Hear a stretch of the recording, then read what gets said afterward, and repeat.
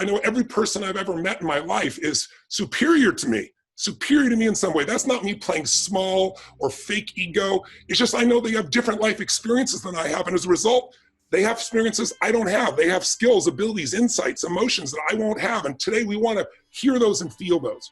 But I'm not inferior, and I'm not asking you to be either. I also know that I'm superior to everyone I meet in some area, right? Because I've had a different set of life experiences over all these years. I've put myself on the line, learned certain things. And so what that creates is equality.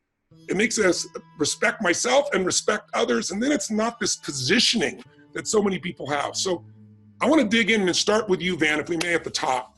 I really was excited to have you because I think you got a balance of head and heart. I mean, you're smart as a whip. I'm not blowing smoke. You know who you are. But you also have this great heart. I feel it in you, and you step in other people's shoes. And I understand you grew up in a home with law enforcement family. And so I want to get your point of view first on what's the best way to improve law enforcement, and what do you think of the situation? What needs to be done, brother? Well, it's just an honor to be here. And I've admired you for a very long time, and never met you, but I've read your books, I've watched your videos, and I think my life is better because of you. And I appreciate very kind, very kind. Thank you, man. Being able to bring a pretty important technique for life to millions and millions of people. Thank you. Look, I was born in rural West Tennessee on the edge of a small town in 1968, which is the year they killed Bobby Kennedy, they killed Dr. King. They basically tried to kill hope in America. And I basically spent most of my life trying to figure out how to get the hope back. My father was born in 1944 in Orange Mound, Memphis, which is one of the biggest so-called ghettos in the South, in what you would now call a shotgun shack. He joined the military to get out of poverty. Everybody else running out of the military. My dad ran into the military to get out of poverty.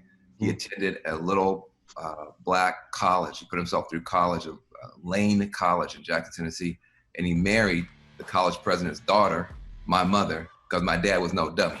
So he knew what he was up to.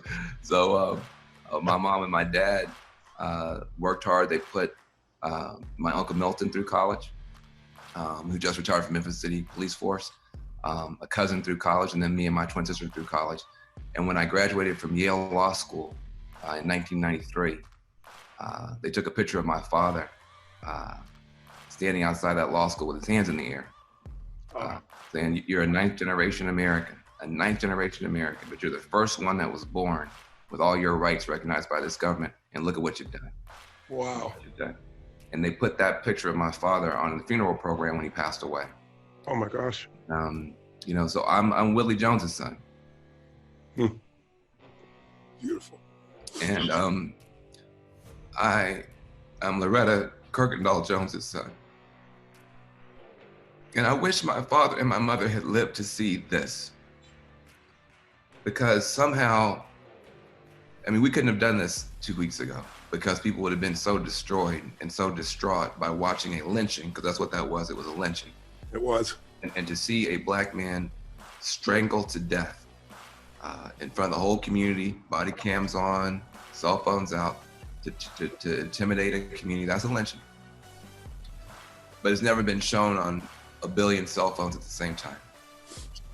So we couldn't have done this a week ago or 2 weeks ago, but now I think a miracle has happened.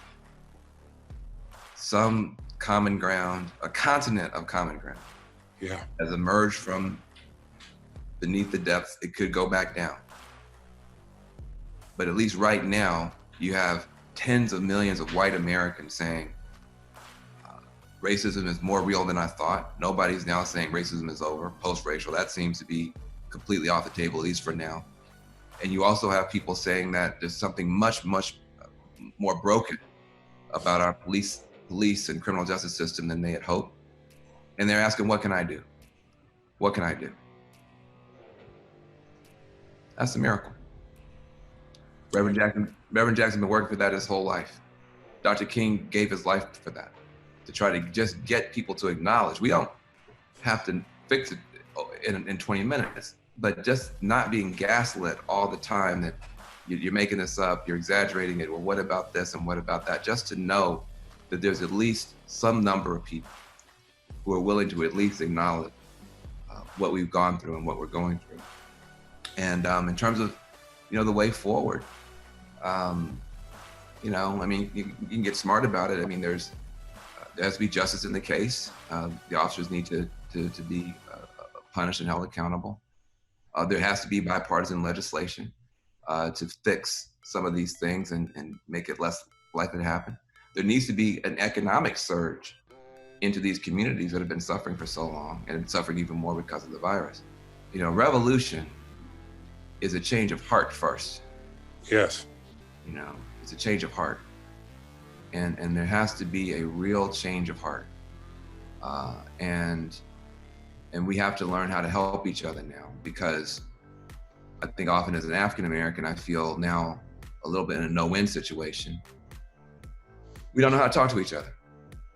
Now people want to have the conversation. We don't know how to have it. As an African American, I feel torn because I want my sisters and brothers who are white to care more and to know more, but I also feel fatigued in trying to be the teacher.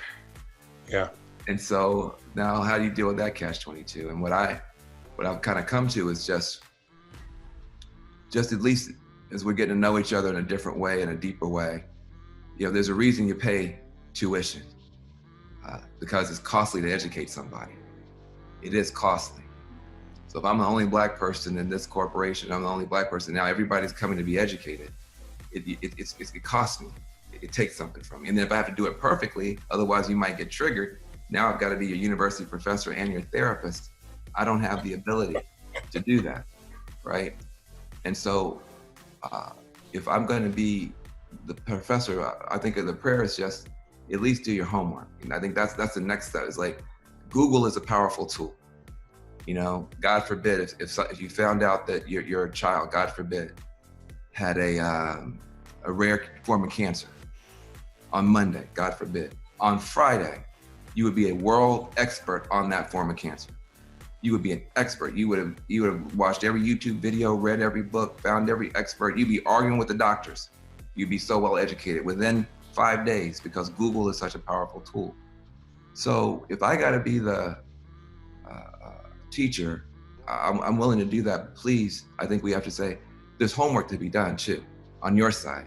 There's books like the New Jim Crow, White Fragility. The documentaries like Eyes on the Prize, The 13th. So when you come, you've already done your homework, and it's more joyful conversation when you say, I made my whole family watch all 10 episodes of Eyes on the Prize. And we've been debating in our household about Stokely Carmichael. Can we talk about that? What do you think about Stokely? That's a wonderful conversation.